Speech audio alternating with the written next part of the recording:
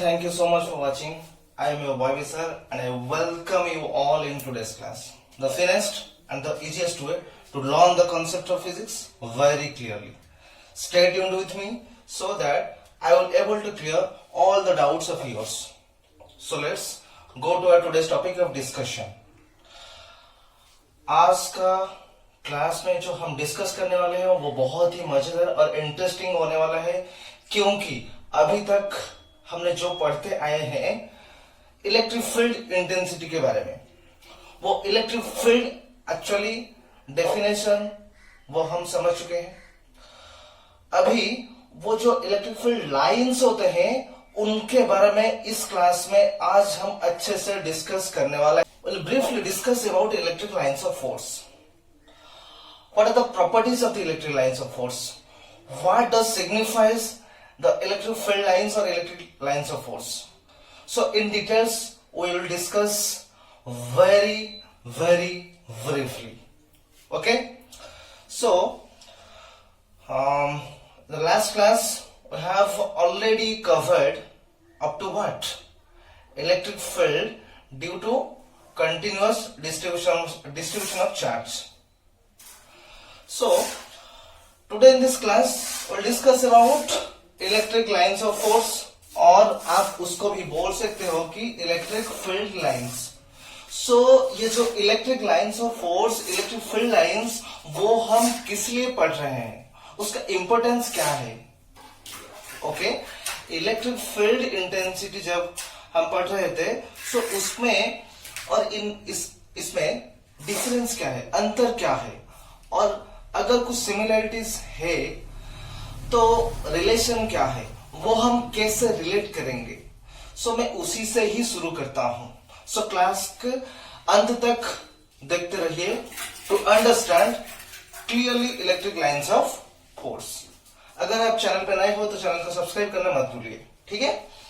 सो हमको एक्चुअली पता है कि अगर हमारे पास एक सोर्स चार्ज होता है, पॉजिटिव सोर्स चार्ज होता है, तो इलेक्ट्रिक फील्ड का डायरेक्शन कहां से कहां होता है, पॉजिटिव चार्ज से नेगेटिव चार्ज की तरफ. सो अगर आपके पास पॉजिटिव सोर्स चार्ज है तो इलेक्ट्रिक फील्ड का direction will be away from that charge. Okay, so ये जो अवे हम बोल रहे हैं वो किस लिए बोल रहे हैं, ऐसे हम कैसे बोल सकते हैं कि अवे फ्रॉम द चार्ज.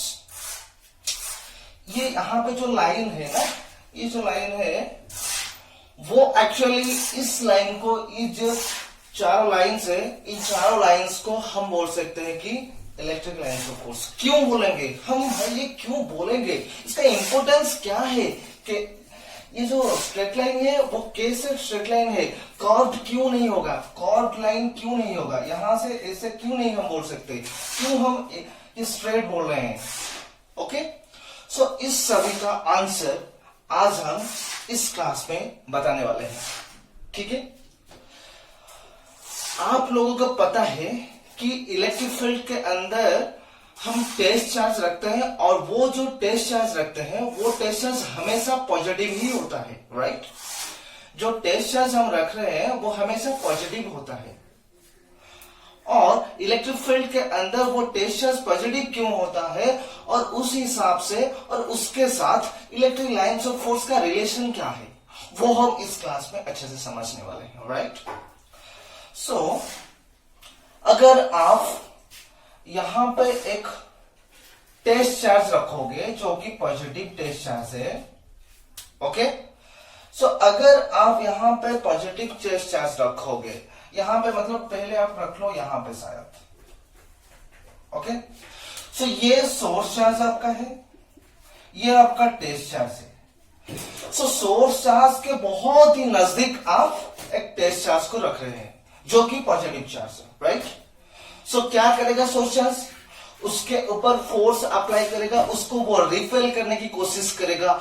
सो वो रिपेल किस तरफ करेगा, एक स्ट्रेट लाइन की तरफ. सो इसी तरफ ऐसे ऐसे उसको रिपेल करता हुआ नजर आएगा आपको. सो वो टेस्ट चार्ज कब तक मूव करेगा, जब तक इस सोर्स चार्ज का फील्ड है. मतलब सपोज यहां तक फील्ड, इस सोर्स चार्ज का फील्ड यहां तक सीमित है, तो ये टेस्ट चार्ज यहां तक ही जा सकता है। कैसे जाएगा? एक स्ट्रेट लाइन के पाथ में ही जाएगा, क्योंकि ये सोर्स चार्ज इस टेस्ट चार्ज के ऊपर फोर्स अप्लाई करता हुआ नजर आएगा, सो वो टेस्ट चार्ज मूव करता हुआ नजर आएगा। जिस डायरेक्शन में वो force, suppose test charge move कर रहा है, जिस पाथ में वो जा रहा है, वो पाथ को हम इलेक्ट्रिक लाइन बोलेंगे, इलेक्ट्रिक फील्ड लाइन बोलेंगे। ओके, इलेक्ट्रिक फील्ड के अंदर अगर एक यूनिट पॉजिटिव चार्ज मूव करता है, तो मूव करने के वक्त जो पाथ वो कवर कर रहा होता है, उस पाथ को हम बोलेंगे, उस लाइन को हम बोलेंगे इलेक्ट्रिक लाइन्स ऑफ फोर्स। समझ में आ गया? And remember one thing, that there is no such visualization of electric lines of force. There is not practically, we cannot practically see the electric lines of force. These are only the imaginary lines. So this point you have to remember very clearly, that electric lines of force are imaginary lines. ये जो होते हैं lines ना, वो imaginary lines होते हैं। तो अभी हम समझेंगे, अगर यहाँ पे एक नेगेटिव चार्ज है, तो वो क्या, अगर यहाँ पे नेगेटिव चार्ज है, तो यहाँ पे टेस्ट चार्ज हमेशा ही पॉजिटिव होता है। सो वो टेस्ट चार्ज को क्या करेगा, रिवर्स डायरेक्शन में हम समझ रहे हैं कि अगर यहाँ पे आपका टेस्ट चार्ज है, तो ये सोर्स चार्ज क्या करेगा, उस टेस्ट चार्ज के ऊपर फोर्स अप्लाई करने के बाद वो टेस्ट चार्ज सोर्स चार्ज के नजदीक आने की कोशिश करेगा। The test charge will move towards the source charge, so this will move in this direction. So at every point you will able to know what is the electric field intensity. Okay, so उस हिसाब से ये इस तरफ move कर रहे हैं। सो आप फाइनली ये बता सकते हो कि एक यूनिट पॉजिटिव चार्ज, देखो यहां पे जब पॉजिटिव सोर्स चार्ज था, वो टेस्ट चार्ज मूव कर रहा था, मतलब पॉजिटिव चार्ज मूव कर रहा था। नेगेटिव अभी है, वो भी मूव कर रहा है, तो वो जिस तरफ मूव कर रहा है, टेस्ट चार्ज मतलब जो पॉजिटिव चार्ज जिस तरफ मूव कर रहा है, उसी तरफ इलेक्ट्रिक फील्ड का डायरेक्शन आपका आ रहा है, राइट। सो फाइनली आप डेफिनेशन क्या बोल सकते हो कि किसका, इलेक्ट्रिक लाइंस ऑफ फोर्स और इलेक्ट्रिक फील्ड लाइन का डेफिनेशन आपका क्या बोल सकते हो, the imaginary lines, what, the imaginary continuous line, see these are the continuous lines, you can see if the lines will be like this, then you can say that these are discontinuous, but the lines are continuous. So what you can say, the imaginary continuous lines, the imaginary continuous line described by a unit positive charge, the imaginary continuous line described by a unit positive charge in an electric field is known as electric lines of force. Once again I will repeat, the imaginary continuous lines described by a unit positive charge in an uniform electric field, in an electric field is known as electric lines of force or electric field lines. Repeat, I will repeat once again and you will have to say with me, right? So the imaginary continuous line described by unit positive charge in a electric field is known as electric field lines or electric lines of force. Clear? It's clear, right? So these are imaginary continuous lines. Okay. So क्या हम बोल सकते हैं कि वो जो imaginary lines होते हैं वो हमेशा स्ट्रेट होंगे या कर्व्ड भी हो सकते हैं, कर्व टाइप का हो सकते हैं या नहीं? Yes, they may be curved, that will depend the nature of the charge. Charge के नेचर ऊपर वो डिपेंड करता है कि वो जो इलेक्ट्रिक फील्ड लाइंस होंगे, इलेक्ट्रिक लाइंस ऑफ फोर्स होंगे, वो कॉर्ड कैसे होंगे अगर आपके पास दो चार्ज है साइमल्टेनियसली। ओके, सो तब जाके आप बोल सकते हो कि वो electric lines of force curved आएगा। उसको हम डायग्रामेटिकली अच्छे से समझने वाले हैं, right. So these lines of force, electric lines of force are of two types. These electric lines of force are of two types. They may be straight,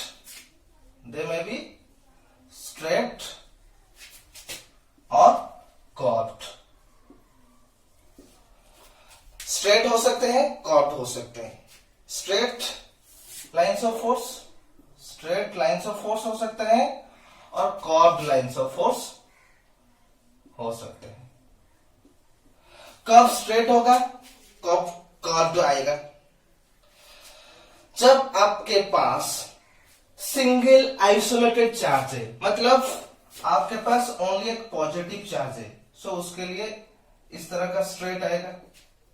अगर minus negative charge है तब भी ऐसे आएगा, बट टुवर्ड्स आएगा electric field का direction.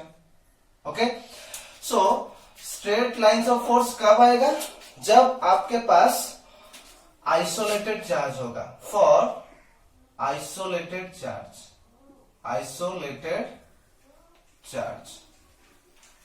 Isolated मतलब either आपके पास सिंगल पॉजिटिव चार्ज होगा या आपके पास सिंगल नेगेटिव चार्ज होगा, तब जाके आप बोल सकते हो कि वो जो लाइंस ऑफ फोर्स आएगा वो स्ट्रेट लाइंस ऑफ फोर्स आएगा। सो कर्व्ड लाइंस ऑफ फोर्स कब आएगा अभी हम बताएंगे कैसे।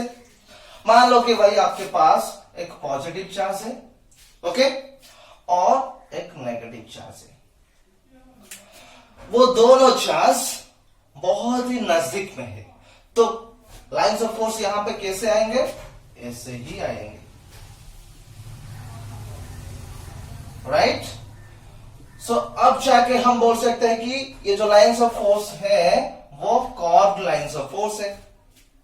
ओके, वो कर्व्ड लाइंस ऑफ फोर्स हैं।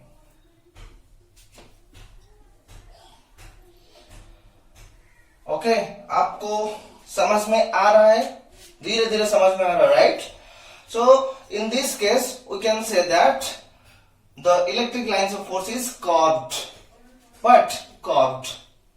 So अगर आपके पास दो चार्ज है तो जाके आप बोल सकते हो कि वो लाइन्स ऑफ फोर्स कर्व्ड आएगा। सर आप बोलेंगे कि सर पॉजिटिव नेगेटिव होगा, नेगेटिव पॉजिटिव या पॉजिटिव सिमिलर टाइप नेचर वो नहीं हो सकता? हो सकता है। कैसे?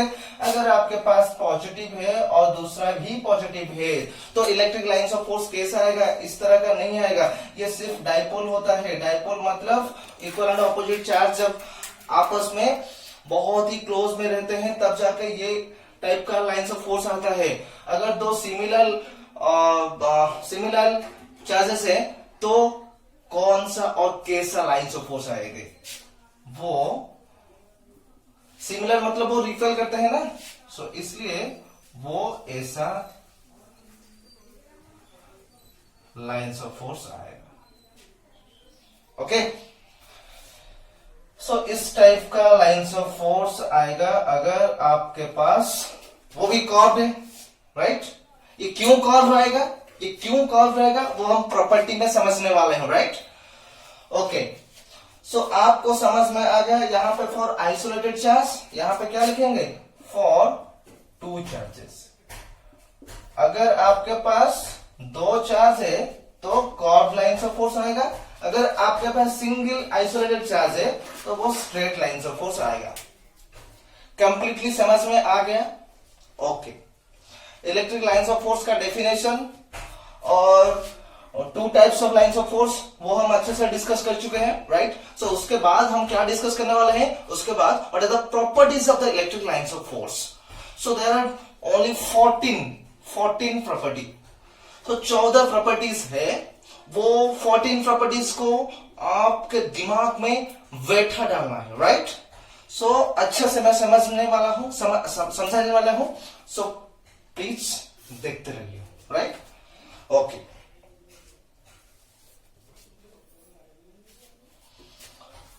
प्रॉपर्टीज के बारे में हम डिस्कस करने वाले हैं, राइट? प्रॉपर्टीज के बारे में डिस्कस करने वाले हैं, ठीक है? कैसा प्रॉपर्टी आएगा, चार्ज कैसा मूव करेगा, what are the lines of force, कैसे ये सब मुमकिन होता है, वो हम अच्छे से समझने वाले हैं, right? So properties of what?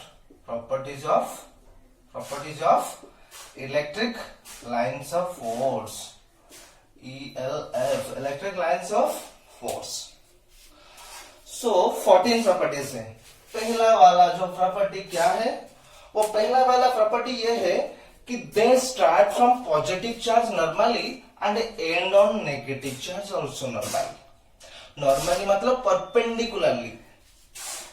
They start from positive charge normally, positive charge से वो शुरू होते हैं, एंड कहां पे होते हैं? नेगेटिव चार्ज पे।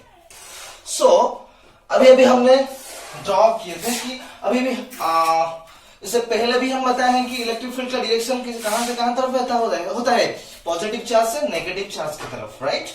सो they always start from positive charge and end on negative charge, right? So they always start from what? They start from positive charge normally, right? And ends on negative charge. देखो यहां पे अगर आपका positive charge है, so electric lines of force कैसा आएगा? Away from the charge. अगर आपके पास नेगेटिव चार्ज है तो टुवर्ड्स द चार्ज। देखो ये सरफेस को, अगर ये एक छोटा सा स्फीयर आप मानेंगे तो ये सरफेस को नॉर्मल होता हुआ नजर आ रहा है, राइट? ये सरफेस को नॉर्मल होता हुआ नजर आ रहा है, तो आप ये बोल सकते हो कि they start from positive charge normally and ends on negative charge normally. Positive charge से शुरू होके नेगेटिव चार्ज पे अंत होता हुआ नजर आ रहा है, राइट? दूसरा प्रॉपर्टी ये है कि they are imaginary lines. Definition पे भी हम बताए हैं कि वो जो लाइंस है वो इमेजिनरी लाइंस होते हैं, वो practically really there is no such lines, okay? There is no such lines. Next हम थर्ड प्रॉपर्टी क्या बोलेंगे कि दे आर स्ट्रेट और curved depending on the nature of the charges. Second हो गया इमेजिनरी को बेस करके। एक्चुअली डिस्क्रिप्शन में मैं एक लिंक दे दूंगा। आज का क्लास में हम जितने भी टॉपिक डिस्कस कर चुके हैं उसके बारे में नोट्स जो है वो मैं अच्छे से आपको एक पीडीएफ लिंक में दे दूंगा, ताकि आप अच्छे से उसको समझ सकते हैं, वहां से आप नोट कर सकते हैं, राइट? सो ये सेकंड हो गया। नेक्स्ट क्या है? थर्ड वाला प्रॉपर्टी क्या है? दे आर स्ट्रेट और कर्व्ड। दे आर मतलब electric field lines, electric lines of force are curved और स्ट्रेट। इससे थोड़ी देर पहले हमने डिस्कस कर चुके हैं ऑलरेडी। दे आर स्ट्रेट और curved depending upon the nature of the charges. अगर आपके पास सिंगल आइसोलेटेड चार्ज है तो आप बोलेंगे कि electric field lines will be straight. अगर आपके पास दो चार्ज है, यहां पे मैंने ड्रॉ किए थे कि अगर आपके पास पॉजिटिव चार्ज है as well as negative charge है, दो चार्ज है, तो जाके इलेक्ट्रिक लाइंस ऑफ फोर्स कैसा आएगा? वो कर्व्ड आएगा, कर्व्ड। अगर आपके पास दो पॉजिटिव चार्ज है तो भी कर्व्ड आएगा, ओके? थर्ड पॉइंट है they are straight or curved depending upon the nature of charge, okay? तो फोर्थ पॉइंट क्या है? The two lines of force, fourth point ये है, देखो आपके पास ये एक लाइन्स ऑफ फोर्स है, ओके, फोर्थ पॉइंट ये है कि इलेक्ट्रिक लाइंस ऑफ फोर्स जो है वो आप वहां से कैसे पता लगाएंगे कि इलेक्ट्रिक फील्ड का डायरेक्शन किस तरफ है। ये मान लो कि आपके पास ये curved electric lines of force है, राइट। सो ये आपके पास कॉर्ड इलेक्ट्रिक फील्ड लाइन है। सो आप पता लगाना चाहते हो कि इस पॉइंट पर भी मेरा इलेक्ट्रिक फील्ड किस तरफ है। आप बोले कि इस तरफ नहीं, पर्टिकुलर इस पॉइंट पे आप टेंजेंट ड्रॉ करोगे। क्या? टेंजेंट। सो टेंजेंट ड्रॉ करने के बाद आप ये बोल सकते हो कि यहां पे मेरा इलेक्ट्रिक फील्ड है। इस पॉइंट पे इलेक्ट्रिक फील्ड का डायरेक्शन इस तरफ है, right. Okay, so tangent at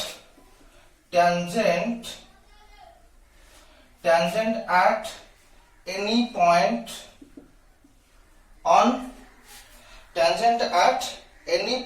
on the lines of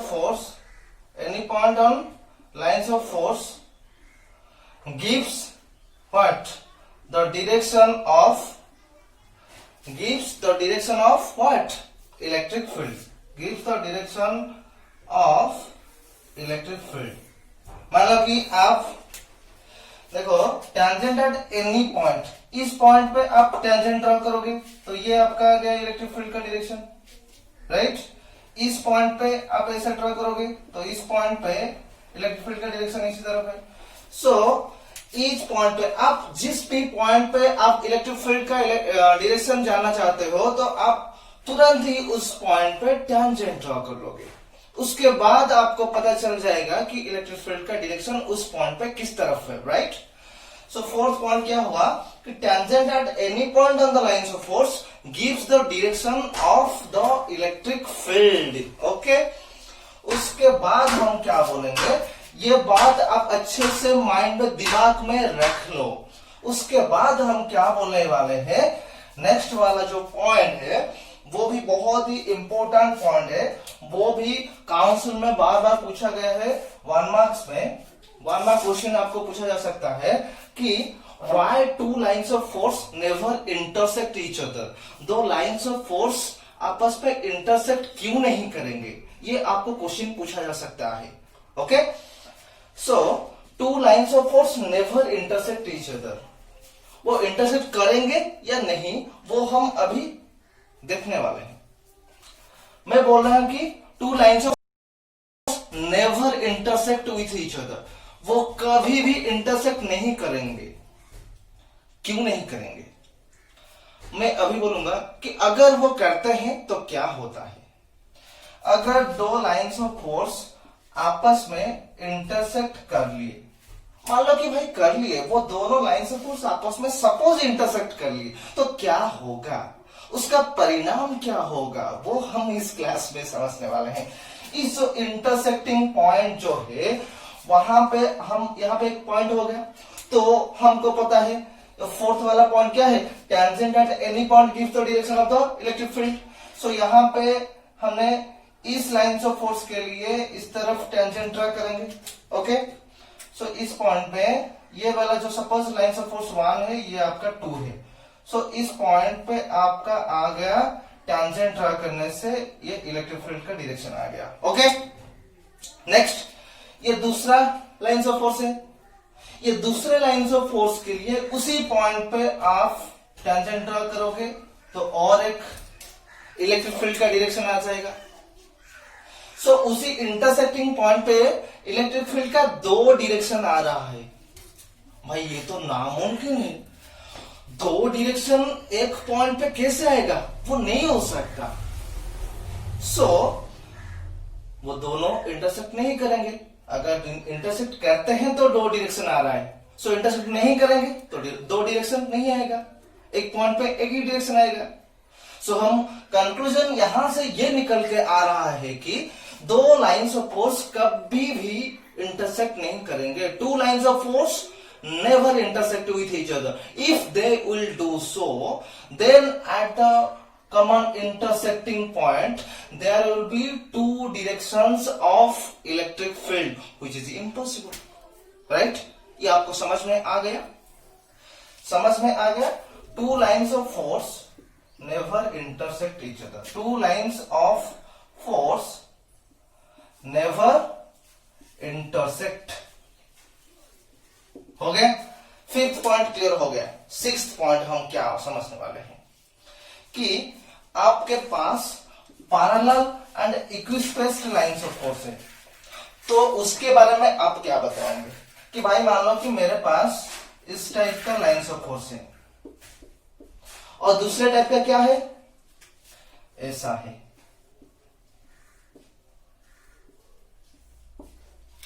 okay, so ये टाइप 1 है, ये टाइप 2 है. यहां पे ये जो लाइंस ऑफ फोर्स है वो पैरेलल है और क्या है, इक्विस्पेस्ड. ये लाइन से ये लाइन पर डिस्टेंस जितना है, यहां से यहां तक, यहां से यहां तक, ये जितने भी चार्ज, जितने भी लाइंस है वो इक्वी डिस्टेंस है. ओके, इक्विस्पेस्ड है और क्या है, और क्या है, यूनिफॉर्म है. सो यहां पे आप यूनिफॉर्म आप बोल सकते हो कि इलेक्ट्रिक फील्ड यूनिफॉर्म होगा या नहीं.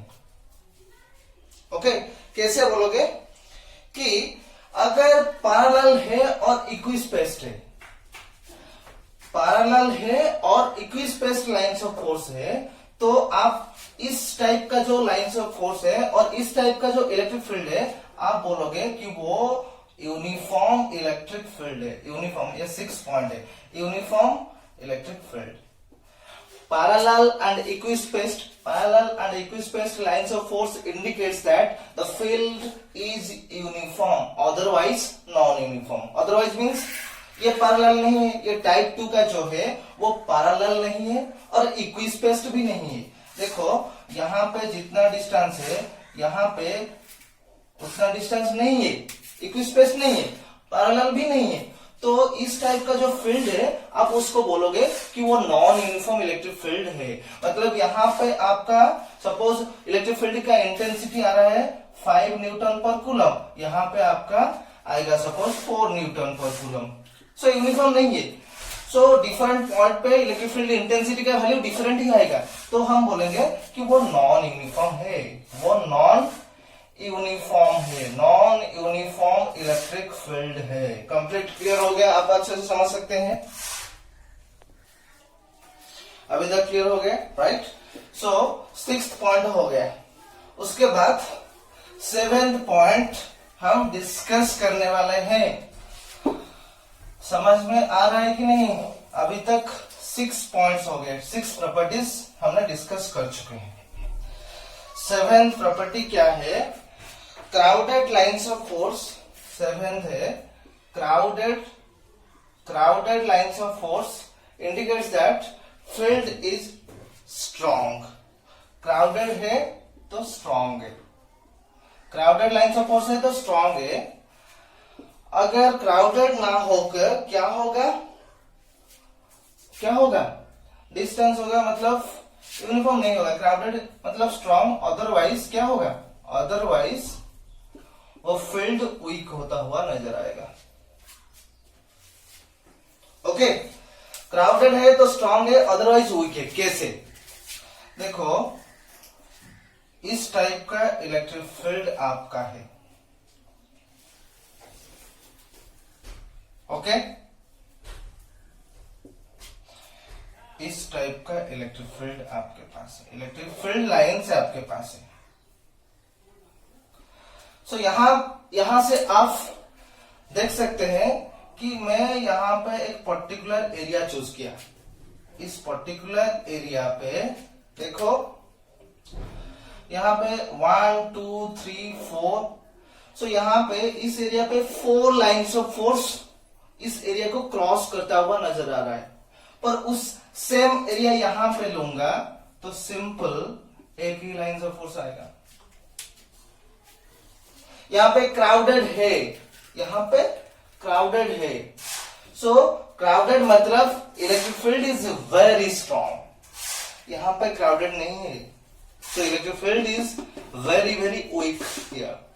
ओके, सो 7th पॉइंट क्या हुआ? Crowded lines of force indicates that field is strong, otherwise weak. हो गया? कंप्लीट हो गया।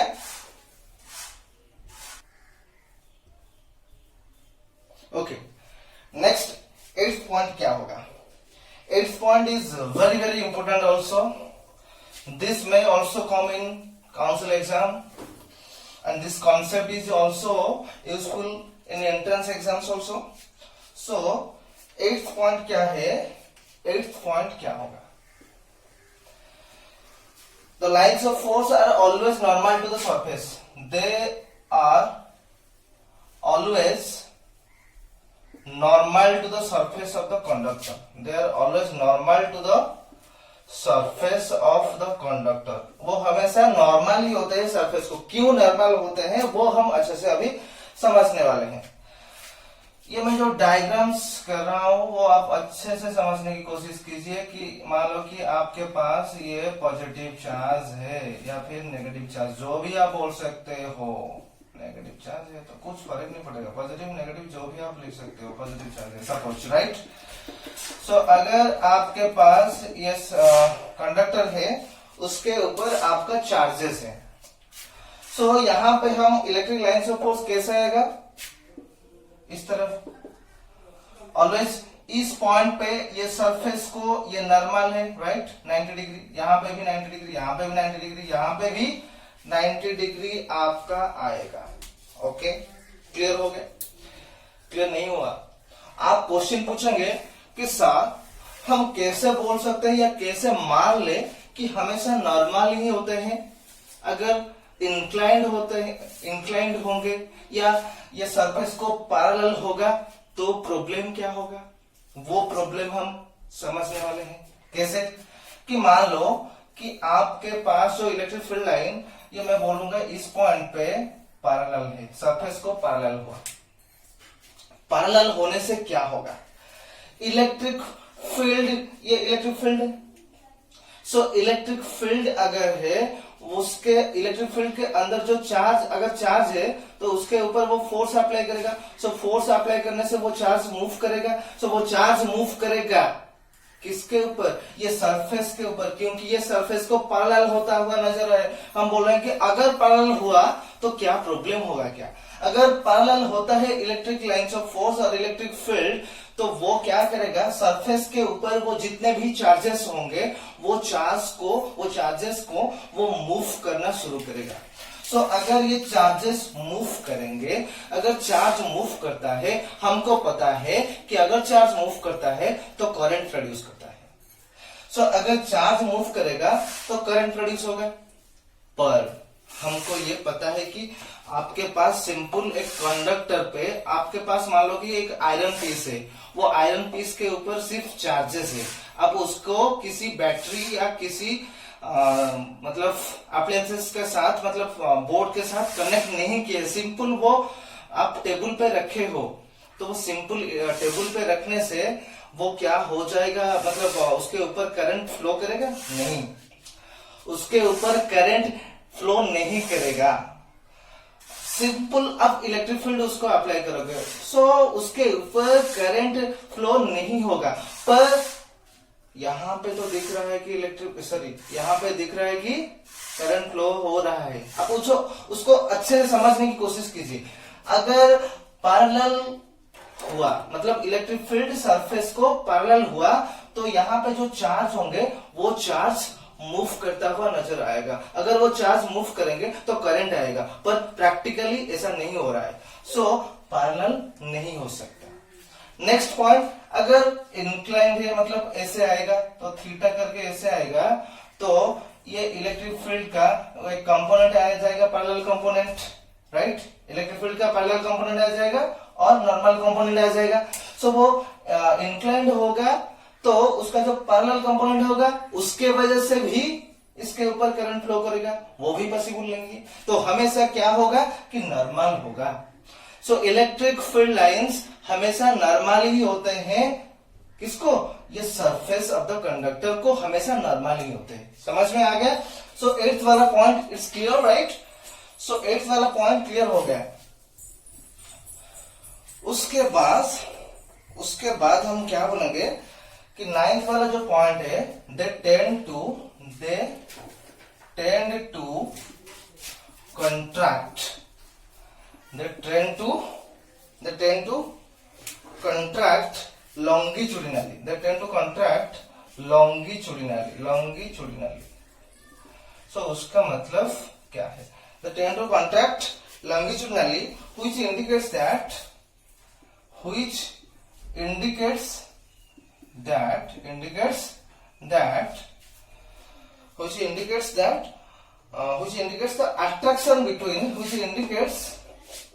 the attraction between what? Two unlike charges. Okay, दो अनलाइक चार्ज के बीच में अट्रैक्शन होता है, वो हम कैलकुलेट कर सकते हैं. कैसे? कि मान लो कि आपके पास एक पॉजिटिव चार्ज है और एक नेगेटिव चार्ज है. Okay, they tend to longitudinally. वो इंपोर्टेंट है. लॉन्गिट्यूडिनली मतलब यहां पे क्या है? लॉन्गिट्यूडिनली मतलब लेंथ वाइज. लॉन्गिट्यूडिनली या फिर आप बोल सकते हो कि लेंथ वाइज ऐसे पैरेलल होता है. वो कैसे होगा?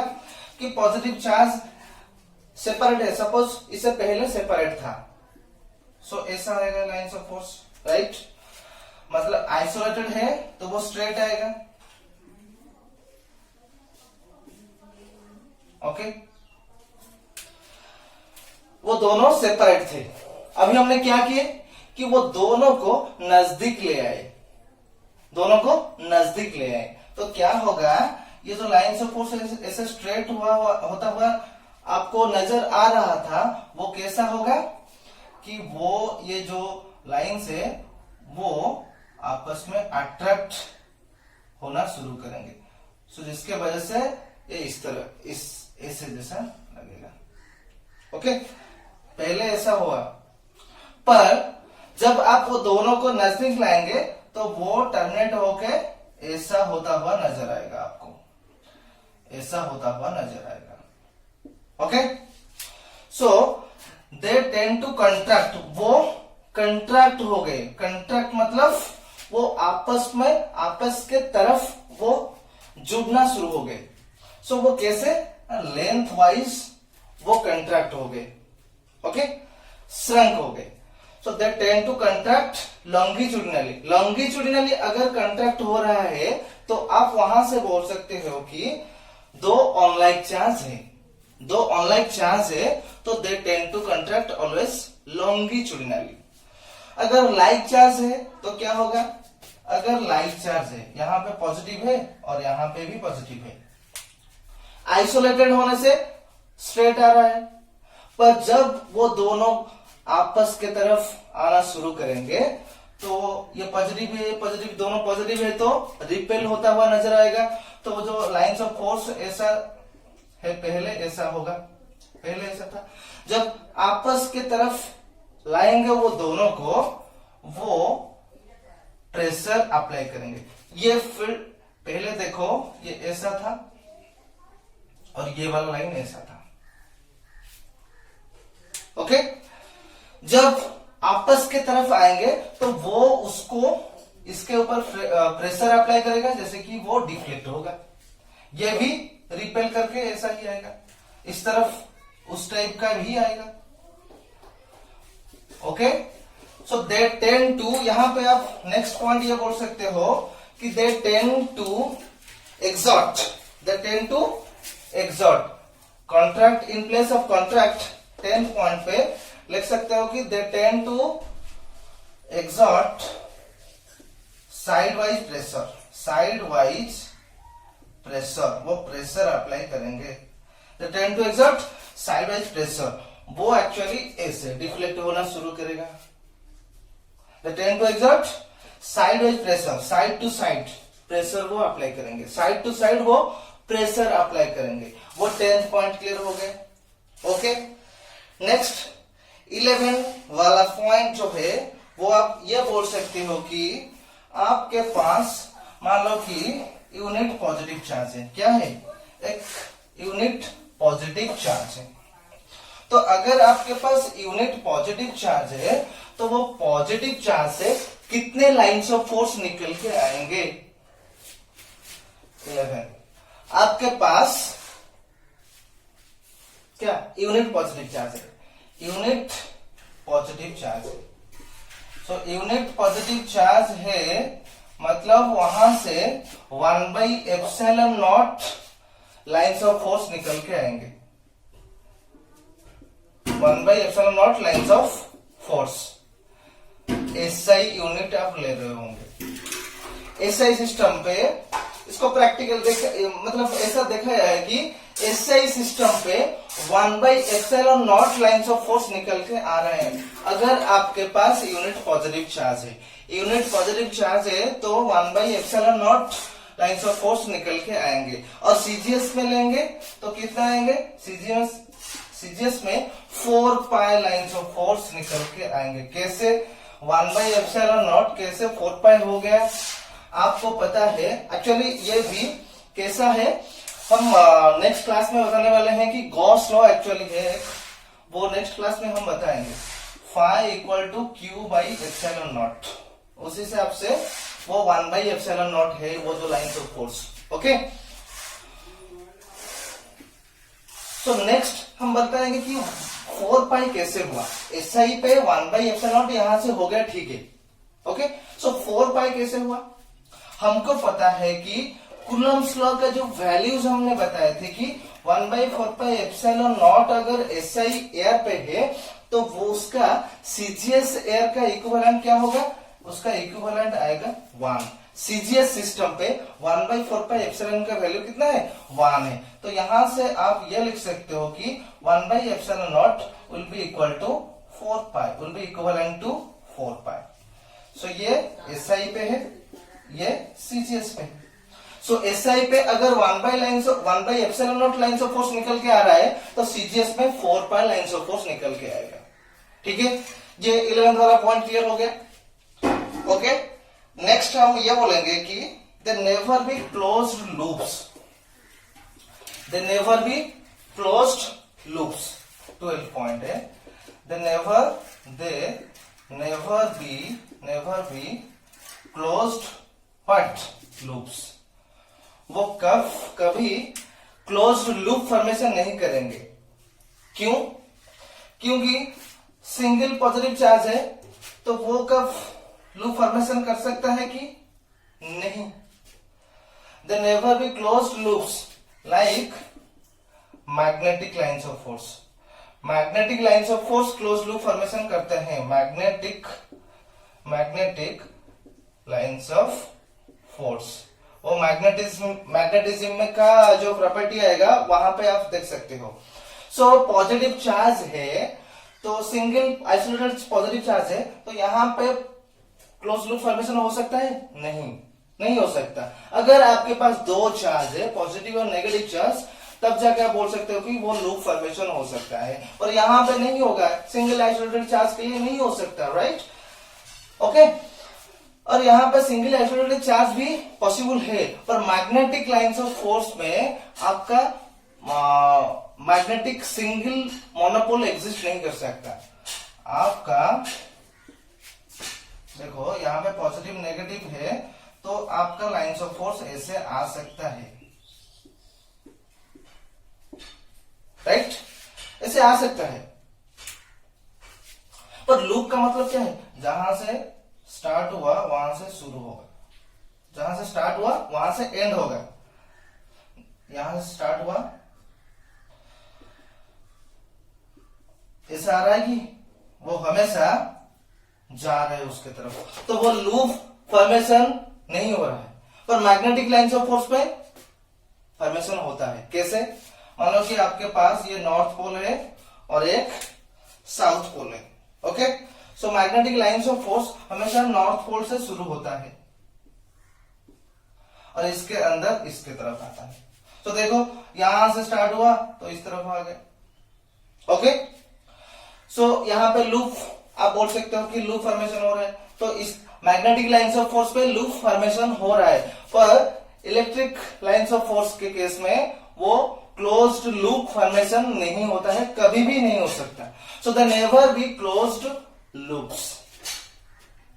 क्लियर हो गया, 12th पॉइंट क्लियर हो गया। Next next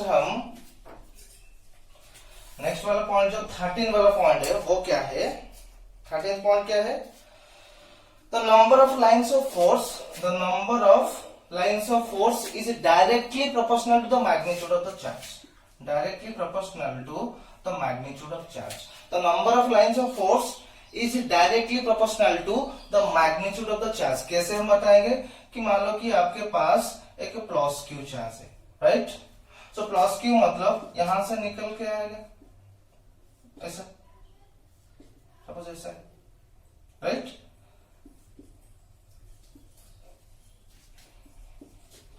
okay.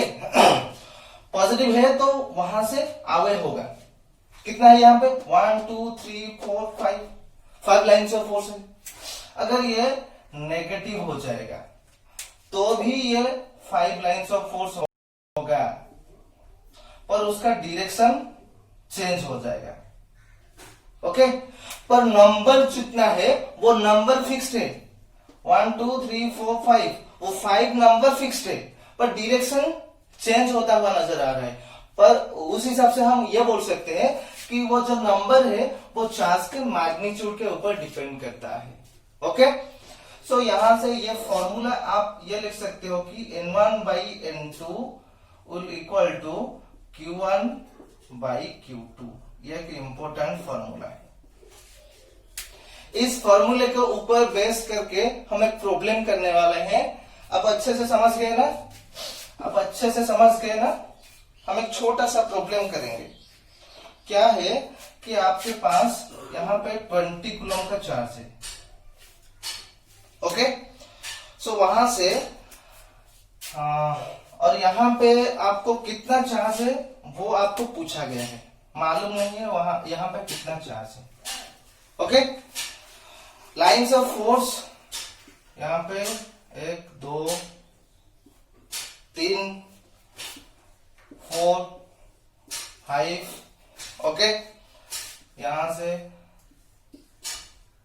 इस तरफ आ रहा है, इस तरफ भी आ रहा है, इस तरफ भी आ रहा है. ओके. हो गया. और इसके अंदर आ रहा है 3 लाइन्स ऑफ फोर्स. ये आपका प्रॉब्लम है.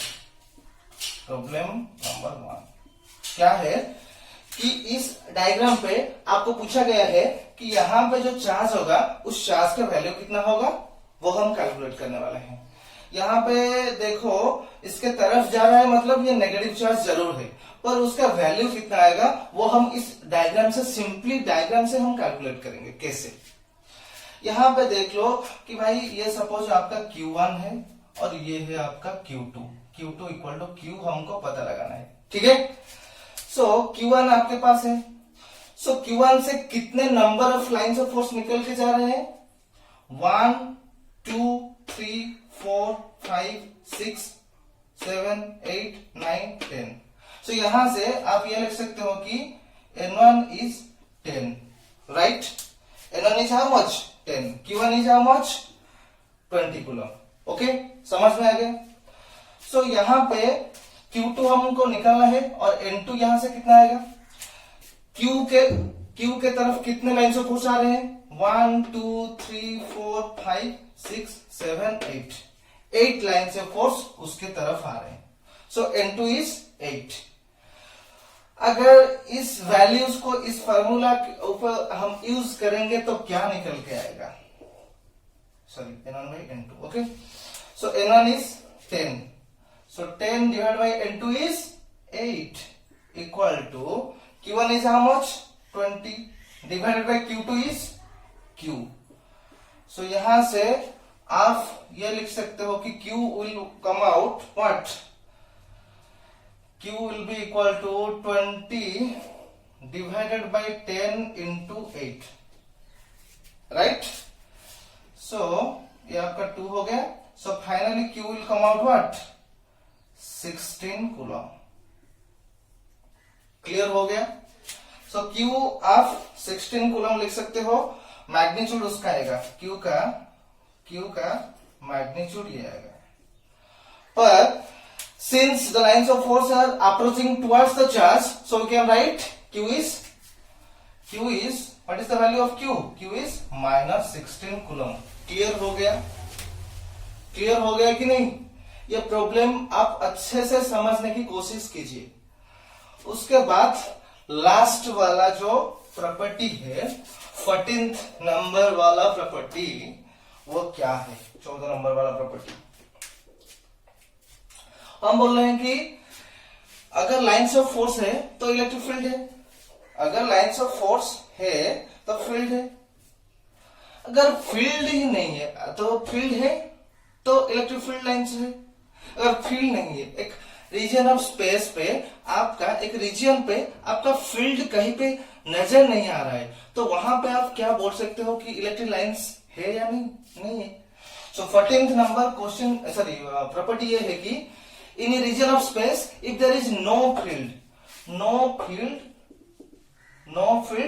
तो no lines of force, no lines of force. अगर फील्ड नहीं है तो लाइन्स ऑफ फोर्स नहीं है। ऑब्वियसली क्लियर है? ओके, सो ये 14 जो प्रॉपर्टीज है आप उसको अच्छे से याद कर लेना है, ठीक है? ओके, सो नेक्स्ट क्लास में हम इलेक्ट्रिक फ्लक्स के बारे में बताने वाले हैं, एरिया वेक्टर के बारे में बताने वाले हैं। सो आज का क्लास कैसा लगा आप कमेंट सेक्शन में मुझे कमेंट करना मत भूलिए, ओके? और इसका नोट्स में डिस्क्रिप्शन में लिंक दे दूंगा। So thank you very much for the class. Thank you very much.